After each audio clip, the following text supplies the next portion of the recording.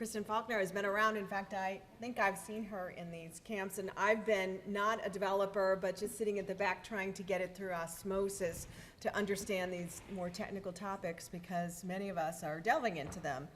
She's a freelance WordPress developer, and she specializes in completely custom themes. I mean, half of us are still trying to go from those off the shelf to making things custom.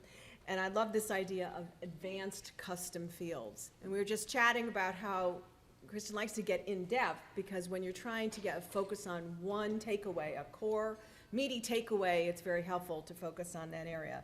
And she knows what she's talking about. She's been working on these projects for major brands like NBC Universal, Urban Decay, Tom's, Elizabeth Taylor Foundation, and many more. So she has an experience both with speaking very technically and with clarity to many audiences, both here in Kansas City and elsewhere. Thank you.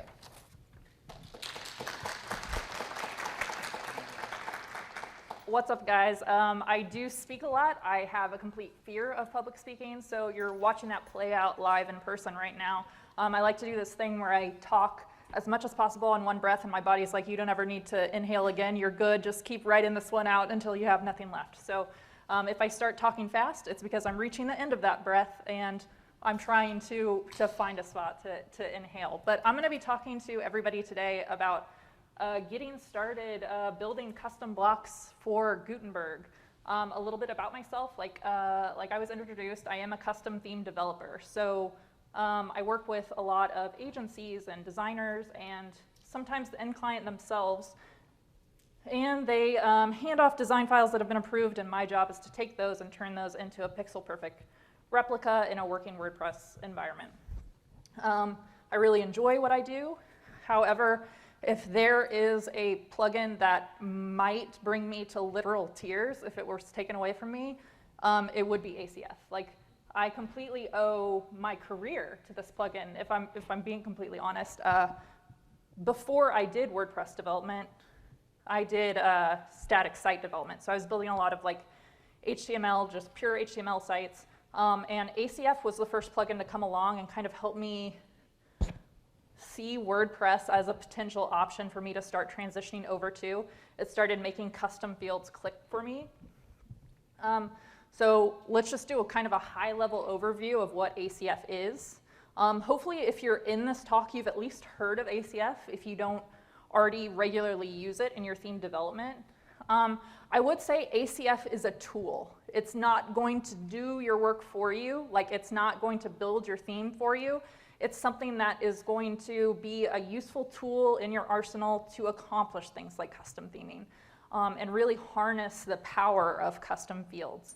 ACF stands for Advanced Custom Fields. I don't want to blow anybody's mind, but the plugin has to do with custom fields and working with them in an advanced fashion. How'd they come up with this name? I mean, come on. But I feel like ACF, it really makes it easy to create these like really beautiful, intuitive admin screens for clients. And when you're handing off a WordPress site, that's ultimately what you want, is like, even if like a 6-year-old child was back here, if they can read, could they probably figure some things out? Absolutely.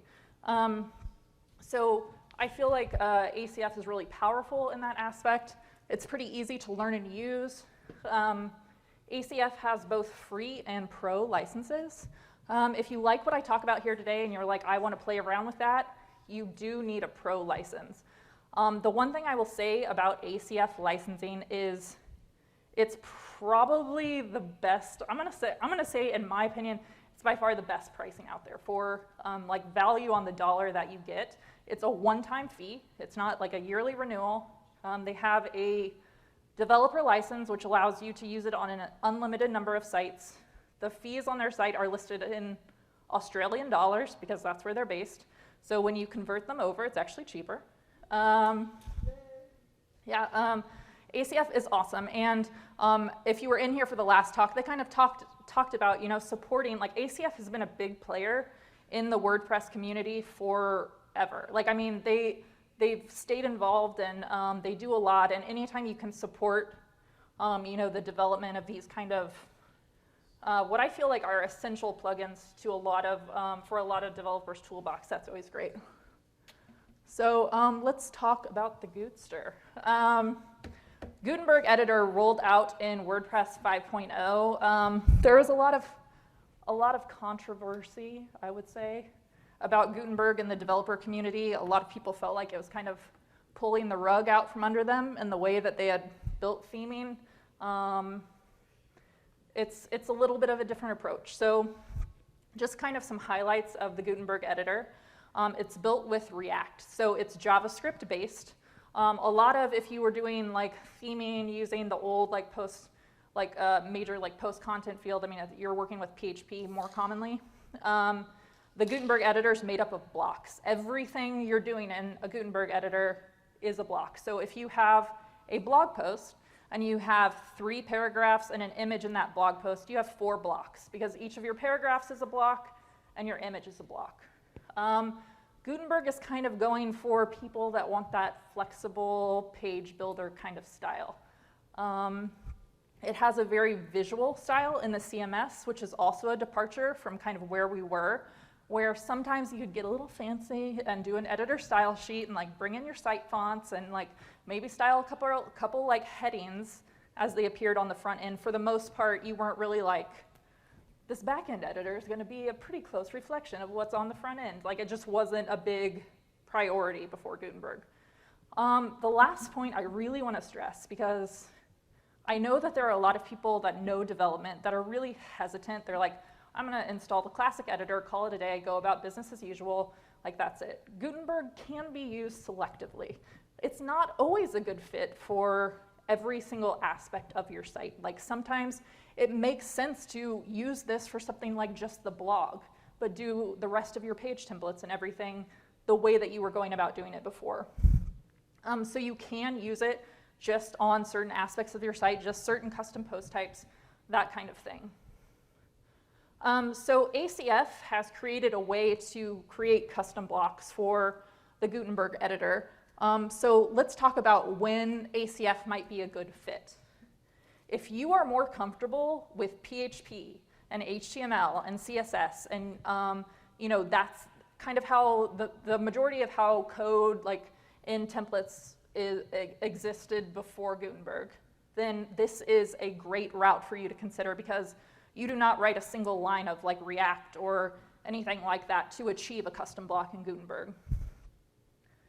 If you are already using advanced custom fields on your site, obviously anytime you're building a site and there are multiple things you can achieve with one plugin, that's a benefit because, you know, if you're running ACF for templates and then you're running, you know, a couple block libraries to get the blocks you need, and you know, it can get out of control very quickly.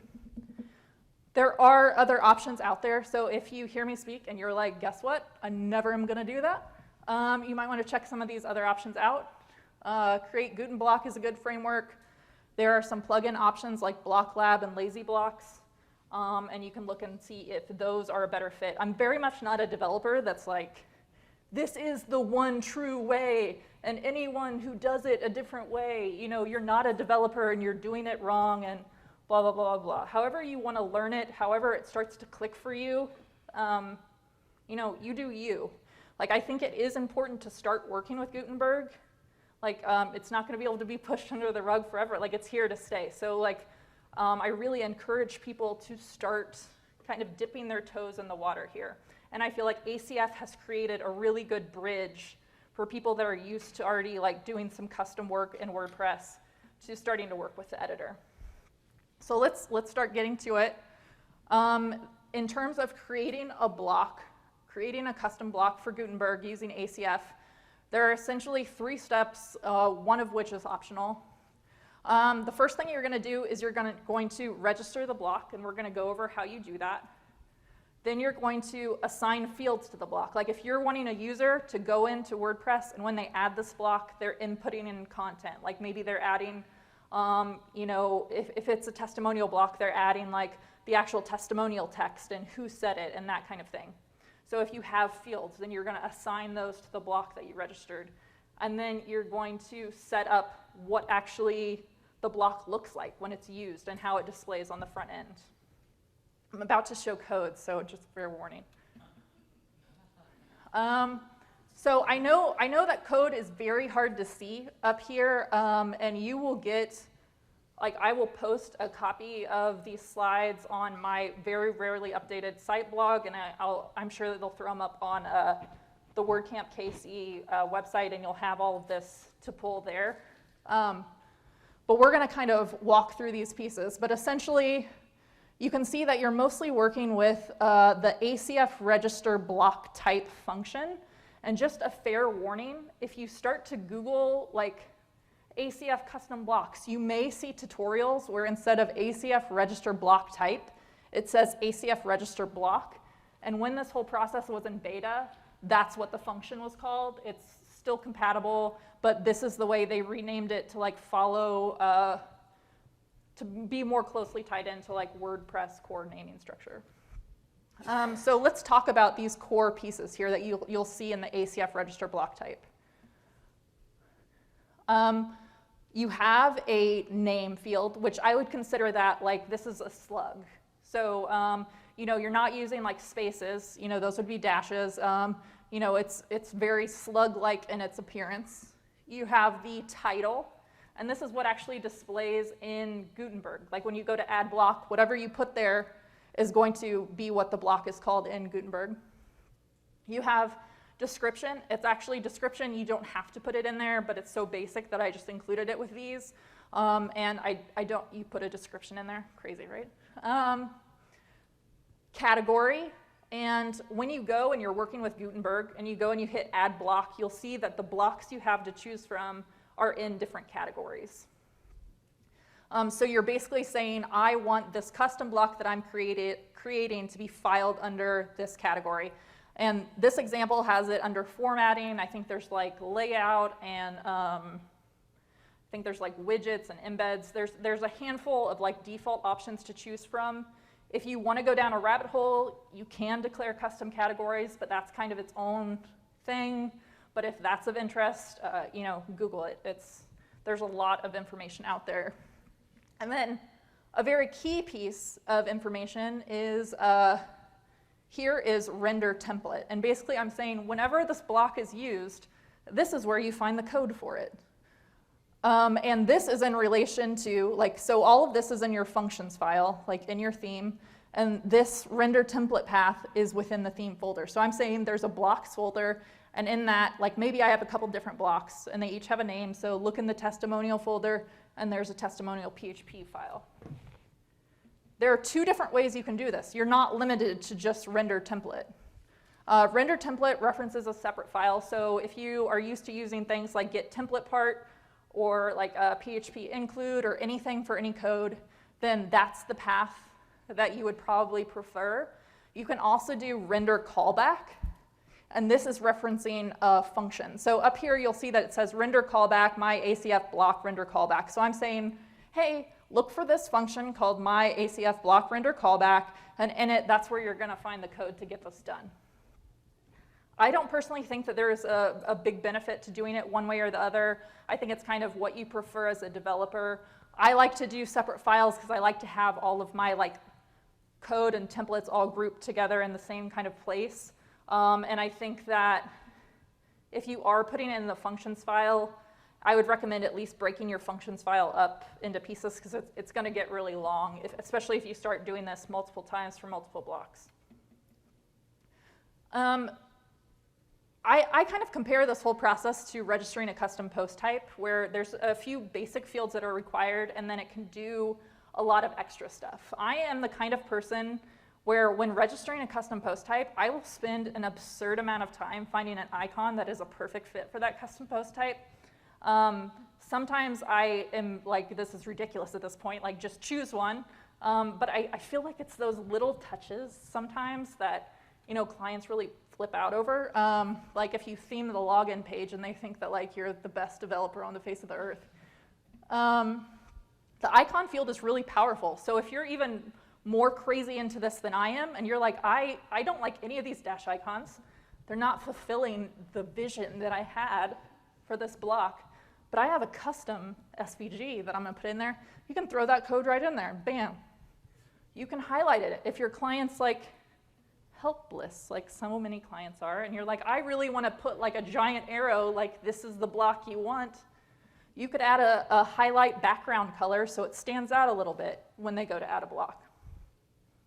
So it's a really powerful, that icon tool. It's a little touch, but you have a lot of options there.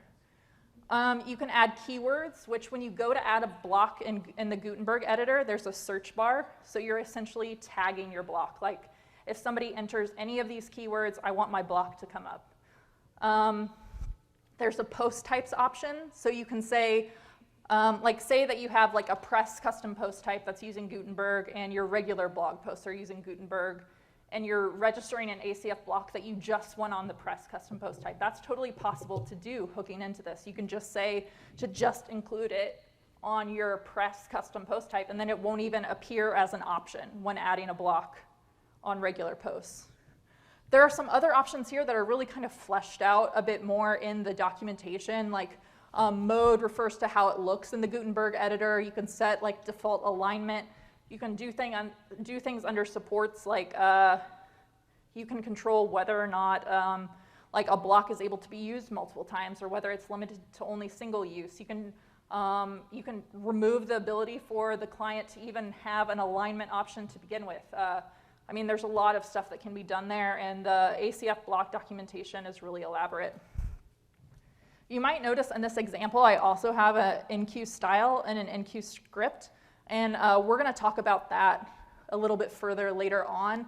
And it has to do with that point that I touched on about how Gutenberg is a visual editor. So if you're wanting a visual appearance back there, there's some things that come along with achieving that. So when we come to, okay, we've registered this block. Now I want to add fields to this. It's very similar if you've worked with ACF before to how you would do this anywhere, like adding a field group to anything else. Like if you've worked with it to add a field group to a page. Like you'll see other options here. I don't want this to like veer off into like an ACF tutorial. If you aren't familiar with it, there's a ton of stuff out there. If you're like, I really want to hear her monotone voice describe ACF in detail to me, I actually do have a Udemy course on ACF, and I'll try to do a promo code for it. It's a couple years old, but all the information's still relevant, I think. I don't know. I know I'm not updating it. That's what I do know. So assigning a field to a block, you'll see block as an option to choose from in the location rules. And location rules is where you're telling it, like, hey, bring up this field group when this happens. So you'll see block there.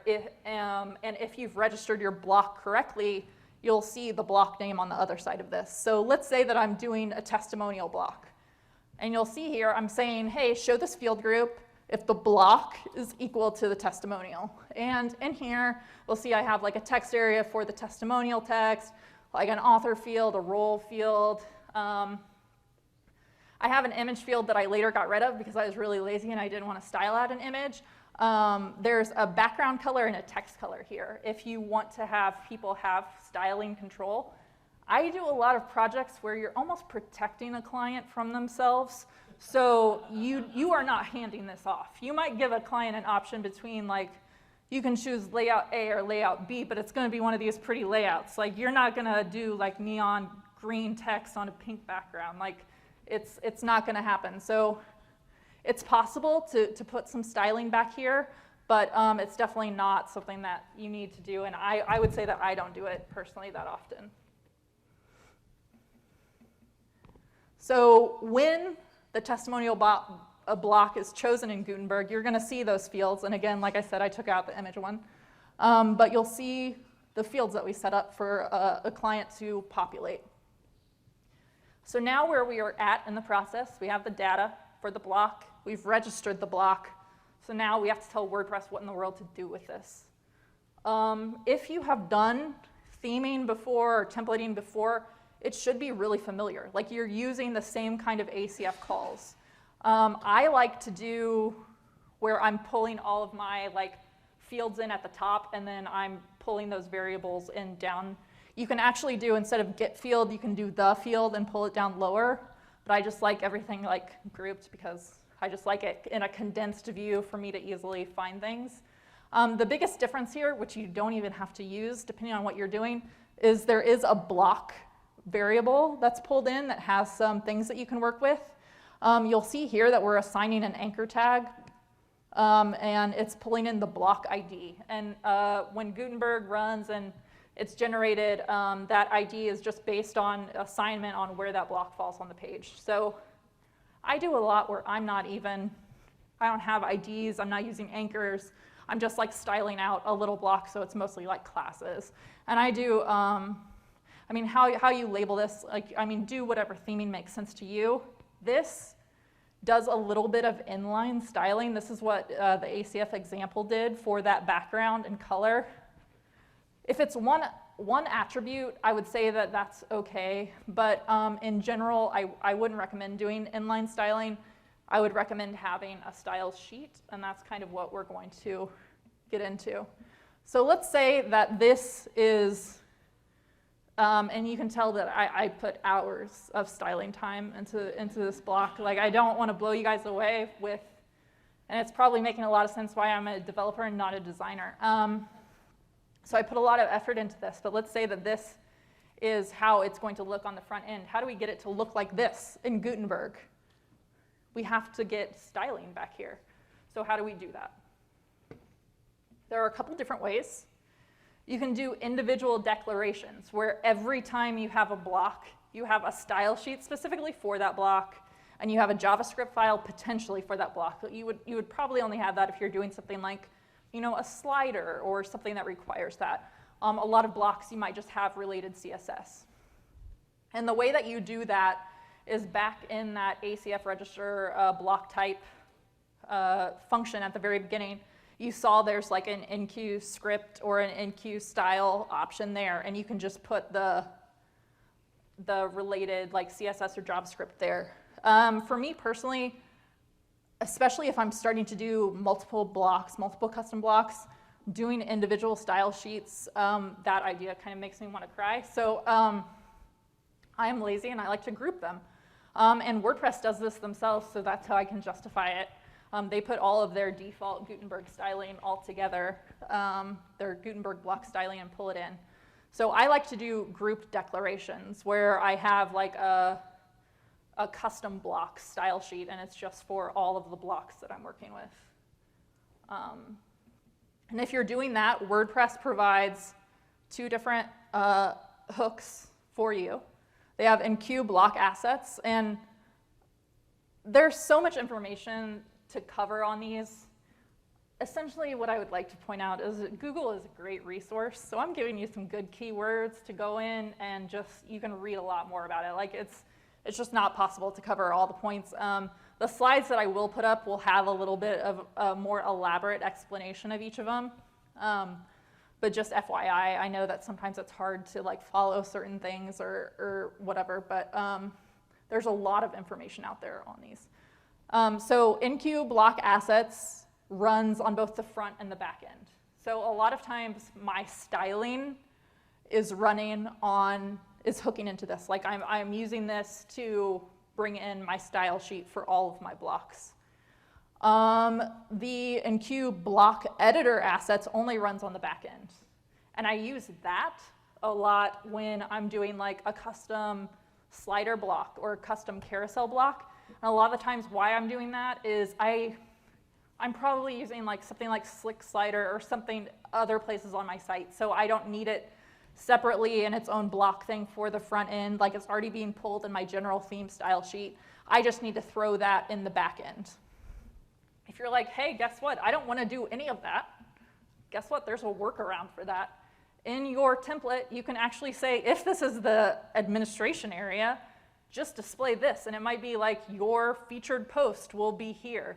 Guess what? You don't have to do any styling. Should this be a solution for everything? No, because the idea of Gutenberg is to have it closely match the front end.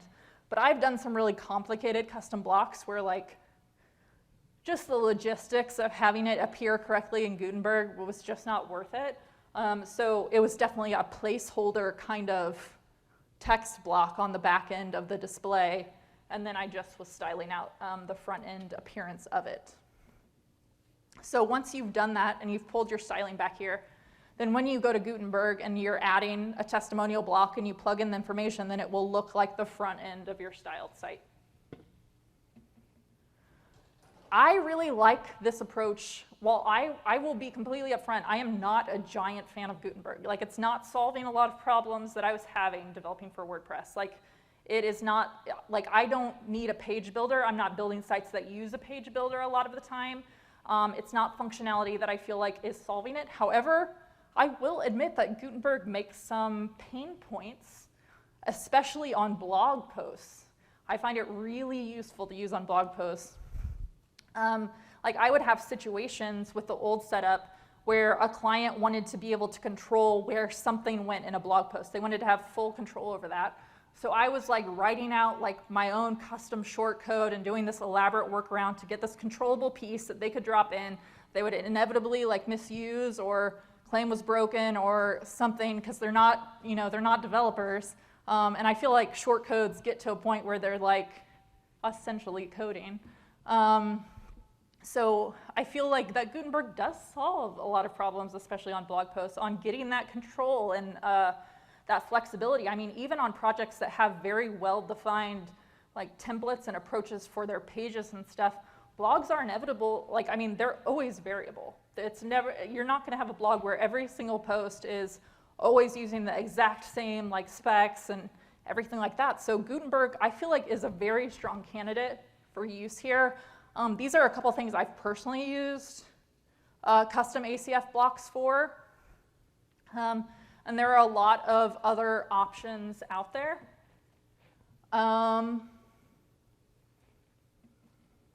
If you're wanting to learn more about ACF blocks, and all of these links will be available, they have really great documentation. Like ACF in general, if you're wanting to learn about ACF, like, I mean, that's a sign of a great plugin when the documentation is so strong. And I mean, the community is great, and they have a big following, and they have forums on their website too. And I know that they actually did a blog post recently that was like how to build a custom slider block with ACF in 30 minutes. And it's just a 30-minute tutorial, and it walks you through every single step of doing it. So it really like holds your hand on getting started here. ACFblocks.com, I haven't personally used, but it is a collection of some pre-built ACF blocks. They have ones that you can literally, you can grab the library and you can you know, play with those. While this approach and this way of building custom Gutenberg blocks doesn't require you to learn React, I don't think it should be an excuse to never try to better yourself in that area. I kind of compare it to, can you modify WordPress themes without knowing PHP? Sure. If you know HTML and CSS, you can do a few things. Will you be so much more powerful if you understand PHP? Absolutely. And so that's what I kind of compare it to, working with like your JavaScript, improving your JavaScript skills and being able to work with Gutenberg. Gutenberg courses, there's a few there. Zach Gordon, if you know him, does courses there. He used to be on, I'm blanking on the name of some tutorial site. I personally really like Wes Boss. I like Wes Boss's courses. He has some great ones that are applicable. He has one called JavaScript 30. He has one that's React for beginners. He has one that's ES6 for everybody or everyone or something. And he has one on Redux. And then he has some that are just like on CSS Grid and Flexbox, and some of them are free. And the ones that are paid are very, like, it's a very reasonable rate. And he's, in my opinion, I think he's a great teacher, and I think that he really helps people kind of start to digest some of these bigger concepts. So because I talk all in one breath, this went about 10 minutes faster than what I had always timed it. So I apologize for that, but I am happy to answer questions about this, about just general WordPress development, about life. I don't know. I'm happy to take questions if anybody has questions. Yes? We've been toying with the idea of like limiting the number of colors a client can pick from with their little color picker. Uh-huh. Do you know if that's possible? Yes. I don't want to toot my own horn, but on my rarely updated blog, I actually have a blog post that answers that question. She's asking if, like, in color pickers, you can limit to certain colors, or yeah. So I have a blog post that covers that. You can also Google it, but it is possible in these color pickers to limit it to certain colors. And yeah, I mean, I always think it's a good idea if you're handing off a site to a client to kind of say you can play within these boundaries, but there are boundaries. So. Yeah, yes, and I think that I talk about just adding the colors. There's a way on, I feel it's like ACF's documentation on, you can just limit it to those colors being selected. But yes, it is essentially possible to limit the color palette. Does anybody else have any questions? Yeah, no, go for it. Like, it's in demand, yeah.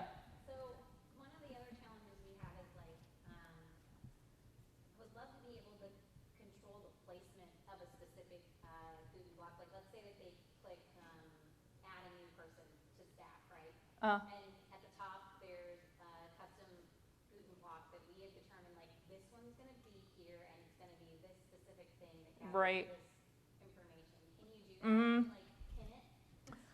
I'm not sure if you can. Like columns in that case or something? Yeah, I don't. There's definitely ways that you can achieve it, but they'd be more work. They don't have anything that's almost like a sticky block, if that's kind of like what you're looking for. At least that I've come across, of like locking a certain block to a certain position. Like I said, there is some control about saying like this block can only be used once, and you could do that with the one at the top, so they can't pick that one more than once. You could say this is not a block that can be used multiple times, but I don't think you can say it also has to be the first block on the page, period, the end. There may be a way to do that, but I just haven't personally encountered doing that. Anybody else? Guys, I heard that there are Rice Krispie treats, or there's some kind of dessert. So everybody, I appreciate you taking the time coming out here. I get really nervous public speaking, and I regret it almost immediately every time I volunteer to do it. So I appreciate everybody just kind of humoring me. And being patient as I, like I said, talk all on one breath. Yeah, and hopefully, you know, if you do know HTML and CSS and PHP, and you're, I know a lot of people are just scared of Gutenberg, or just like I said, just not even giving it a chance and just installing Classic Editor. And like I said, I don't think that's going to be a viable solution forever. So I would really encourage people to at least kind of try to find a path that works for them to start giving it a shot. I know that it's easy to just stick with the status quo, but Goody's here to stay, so we best learn how to play nice with it. So. Sorry, I did have a question I forgot. So you mentioned that you could have Gutenberg just on specific like post types. Mm-hmm. How would you do that? I didn't know that was possible. Yeah, there's different ways that you can do it. Well, first of all, when you're declaring a custom post type, if you don't allow the post type to be shown in the REST API, which it defaults to not being shown, like you have to put show in REST true for Gutenberg to even be active in a custom post type declaration on that post type's edit screen. But you can do it with there's like a filter where you can enable it on certain ones. I would just Google it for the exact language because I can't remember exactly what it is. But yeah, there's essentially a call that you can do that enables it on certain types or pages. I would say that I've really only used it on blog posts primarily, with occasionally a custom post type thrown in, and it's there by default on blog posts. Anybody else? Going once. Yes.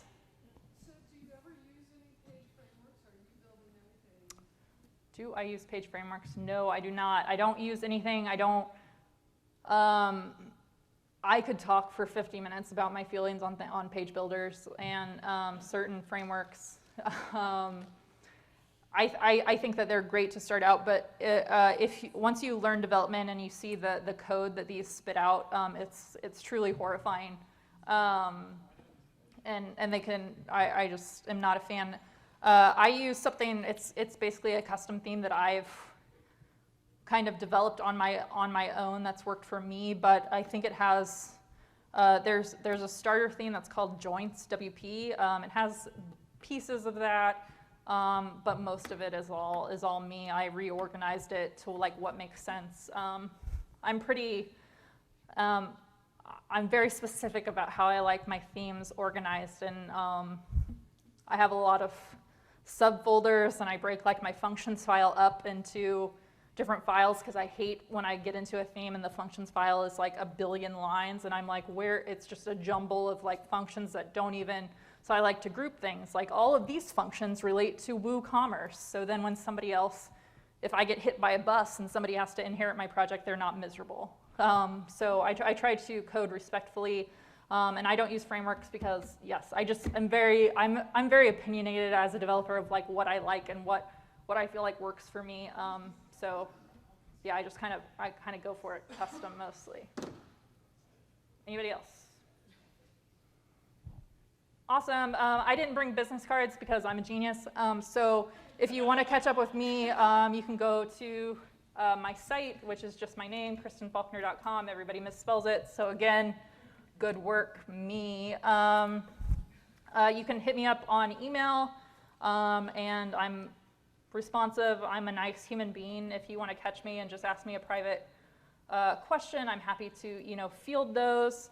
And my slides will be up with some more notes. I kind of trimmed them down because I got like really second guessing myself when like the first guy out was like, too much text on slides, it's the worst, and if you use bullet points, like they're gonna walk out. And then I'm like, oh my God. And so last night I'm like going through my slides and I'm like, just basically rewriting my presentation. So I really took a lot of text out.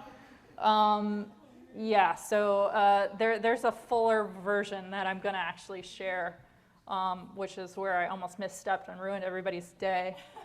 Yeah, but thanks guys, I really appreciate it. If you have any questions, just come talk to me.